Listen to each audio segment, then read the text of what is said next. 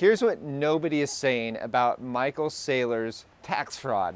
But first, before I get into this, please like, subscribe, check us down below for our CT Club, where you get our trade alerts, portfolio, and you get to see what the heck we are doing in this bear market. We are doing a ton. Okay, so Michael Saylor is getting sued by the Washington, D.C.'s Attorney General, and penalties could be up to $100 million.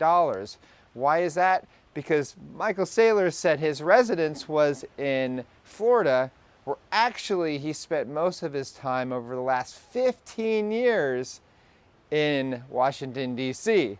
So yeah, he couldn't play that game and it kind of failed on him. So 15 years of penalties, all that could go up to about $100 million. Now, that's not very much for him considering how much he's got, but still a big chunk. Now, here's the thing. Why is Saylor trying to avoid taxes here? Now, here's a guy that's been promoting institutional investors to come in, but he's wanting so many regulations to come in as well. He's always promoting regulations. We need regulations. We need regulations. And here's the thing.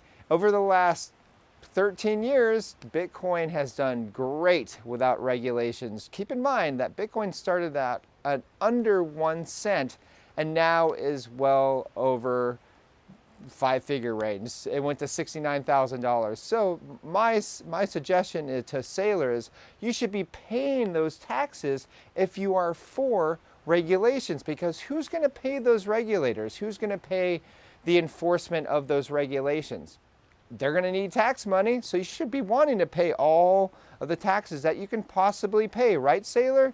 So that's a thing. It just kind of drives me nuts. The guy, I mean, I like a lot of what he says, but a lot of the stuff, I just think it's a red flag when people are spouting about regulations, where we know about regulations back in 2007, 2008, when those regulators, those same regulators that Saylor wants to be brought into the crypto space, had actually destroyed the United States from where it was beforehand by bailing out banks and the credit agencies getting paid off, and it just spurred a huge amount of, let's say, fraud and lies, and the whole United States going downhill from there. So okay, Saylor, what you need to be doing right now, paying your fair share of taxes, and then we're going to have all the regulations we need in the crypto space, because they're going to have the taxes to fund that. All right, talk to you soon. Bye.